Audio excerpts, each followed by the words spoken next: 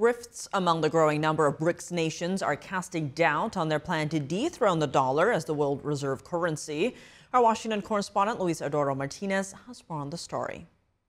During this week's ministerial meeting of BRICS nations in Brazil, the group issued a joint declaration calling for a more inclusive and sustainable global governance. It is not in the interest of Brazil or our BRICS partners to live in a fractured world. We need to strengthen multilateralism and cooperation as tools to address contemporary challenges. Under the motto that Brazil adopted for its BRICS presidency, strengthen global South cooperation for more inclusive and sustainable governance.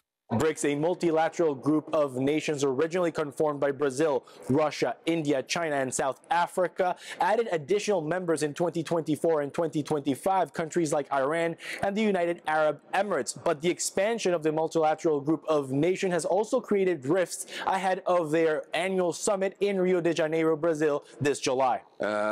We discussed the role of BRICS in promoting peace, resolving conflicts peacefully, and overcoming global crises. There were clear statements about the need to strengthen the role of the United Nations, especially highlighting the urgency of reforming the Security Council in order to make it more representative, legitimate, and effective, particularly with greater participation from Africa, Asia, and Latin America.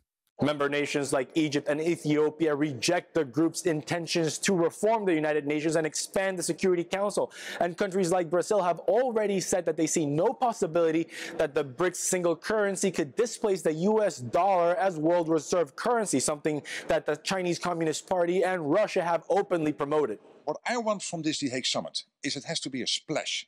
It has to project NATO at the world stage, not only being from history the most successful defense alliance ever, but also going forward. On the other hand, Secretary General of NATO Marco Rutte has called on the Western alliance to generate a significant impact ahead of their annual summit in June that will take place in The Hague, Netherlands. We know that North Korea, China, Iran and Russia are working more and more collectively. Look what's happening in Ukraine. North Korea, China and Iran are actively supporting Russia's war effort in Ukraine.